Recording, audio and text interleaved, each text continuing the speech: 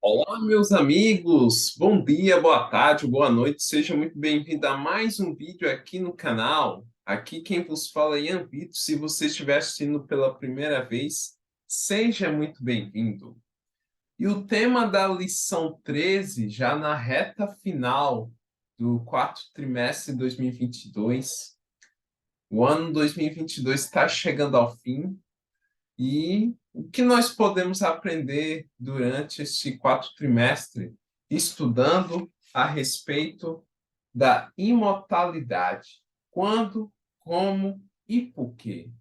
Durante esse trimestre, nós aprendemos cada vez mais a respeito desse assunto, que é, que é bem discutido em todas as igrejas, para nós entendermos a respeito do que acontece depois da morte, né? Nós estudamos cada lição a respeito disso. E nós já chegamos na lição 13. Na próxima semana vai ser o 14º, porque a virada do ano vai ocorrer num sábado. Então, nós vamos estudar a lição também o 14º sábado. E a lição desta semana vem com o título Sócrates ou Jesus? E a teoria diz o seguinte: para Sócrates, o corpo não é importante. O que importa é a alma imortal que vive para sempre. Sócrates está morto.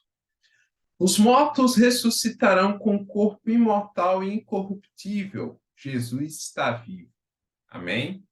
Poderia mencionar aqui uma frase de Friedrich Nietzsche, né, o filósofo nihilista, que diz aquela seguinte frase: Deus está morto. Nietzsche está morto, né? E a lição, principalmente a parte de domingo, que nós vamos estudar durante a lição dessa semana, né? E para quem está assistindo esse vídeo, não só quem está iniciando o estudo, mas também quem já estudou a lição 13, que fala do momento em que Paulo pregou em Atenas. Isso você pode abrir em sua Bíblia, em Atos capítulo 17, versículos 22 até o 31, para nós entendermos a respeito disso. Eu vou ler a respeito disso um trecho, né? Enquanto Paulo os esperava em Atenas, o seu espírito se voltava em face da idolatria dominante na cidade. Por isso, dissertava na sinagoga entre os judeus e os gentios piedosos, também na praça todos os dias, entre os que se encontravam ali. E alguns dos filósofos epicureus e estoicos contendiam com ele, havendo quem perguntasse: que quer dizer esse tagarela? E outros: parece pregador de estranhos deuses, pois pregava Jesus e a ressurreição. Então, tomando consigo, levaram ao Areópago, dizendo: poderemos saber que nova doutrina é essa que ensinas? Posto que nos trazes aos ouvidos coisas estranhas, queremos saber o que vem a ser isso. Pois todos os de Atenas e os estrangeiros residentes a outra coisa não cuidavam, senão dizer ou ouvir as últimas novidades.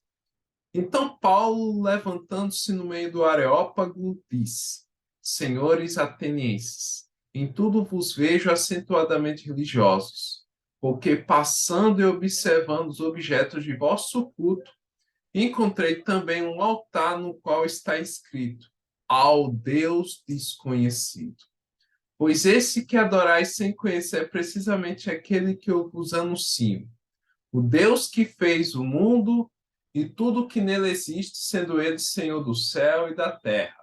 Não habita em santuários feitos por mãos humanas, nem é servido por mãos humanas, como se de alguma coisa precisasse, pois ele mesmo é quem a todos dá vida, respiração e tudo mais. Então, eu li do versículo 16 até o versículo 25 do capítulo 17 de Atos. Você pode ler o restante, até o versículo 31, que mostra, nos últimos três versículos, 31 e 33 do capítulo 17, que diz a parte: uns zombavam, outros creram, né? Naquele momento que Paulo pregou em Atenas, muitos dos filósofos zombaram dele. Quem é esse tagarela? O que esse tagarela tem a nos dizer? Disse os filósofos, né, os filósofos gregos.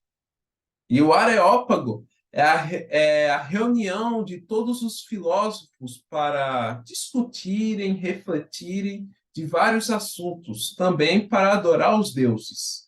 O Areópago, né, em Atenas, e muitos filósofos discutiam também em ágoras, né? Ágora que ficava em cidades-estado na Grécia, onde é o local de filósofos em discutirem, debaterem a respeito de vários assuntos da filosofia, da religião. Então, aqui na lição, encontro na colina de Ares, porque Areópago, palavra grega que significa colina de Ares, ou Marte, né? E Paulo falou sobre o Criador dos céus e da terra, como eu mencionei aqui nos versículos, a fraternidade de toda a humanidade, a futilidade da idolatria, a necessidade de encontrar o Deus desconhecido e o juízo futuro. Todos ouviram atentamente até que Paulo mencionou a ressurreição de Jesus dentre os mortos. Por isso que a Tiinha mostra a diferença entre Sócrates e Jesus no que diz a respeito à morte. O que vai acontecer depois da morte?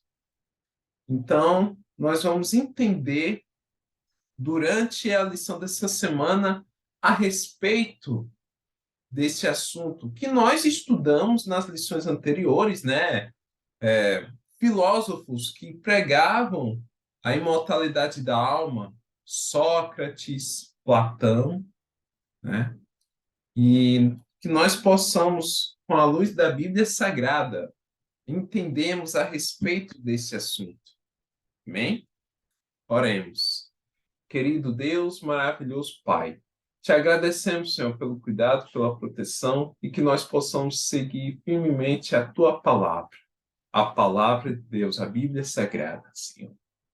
E que nós possamos tomar cuidado com as pregações, né, as teologias da imortalidade da alma. Nós sabemos a verdade a respeito disso. Perdoa, Senhor, os nossos pecados, em nome de Jesus. Amém. É isso. Espero que você tenha gostado. Curte, comente, compartilhe para os seus amigos. E não se esqueça de se inscrever aqui no canal. Um abraço e que Deus nos abençoe ricamente.